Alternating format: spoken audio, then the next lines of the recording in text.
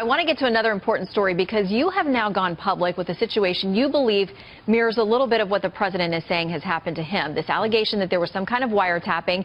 There are a lot of investigations going on saying they're going to look into that. You say something similar happened to you back in 2011. You say this: I can vouch for the fact that extracurricular surveillance does occur regardless of whether it is officially approved.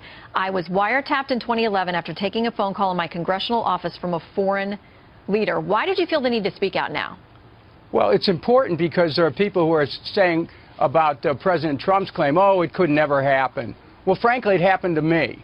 And I had proof because the Washington Times actually let me listen into a tape that was made of a conversation in my congressional office. It was a conversation between myself and a foreign leader. The conversation was approved and cleared by House attorneys who said, yes, you can do that. That's your constitutional right. But someone had intercepted it. And I learned about it 2 years after I left office. Members of Congress ought to be aware that my experience was that my phone wasn't safe in a congressional office. Now, if they can do that to a member of Congress, they can certainly do it to a presidential candidate, and they can do it to private citizens as well. Hello, America. It is a really intriguing story. If people want to read the full account of how this unfolded for you, it's on foxnews.com on the opinion side.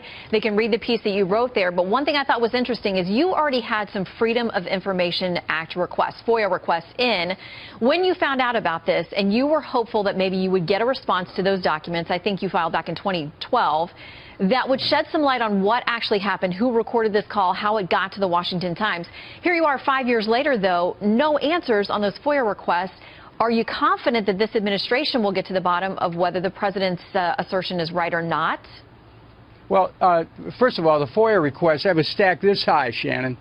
And I still have many of the requests from intel agencies that have not been responded to. This by then a member of Congress, now a former member. Yes, I think this administration may be a little bit more sensitive to these questions about the potential for intelligence to be misused and for violations of the Constitution. The Fourth Amendment should provide all Americans with a right to privacy unless there's some criminal activity that is suspected. Then you go through the courts. So here we are. It's a brave new world in America.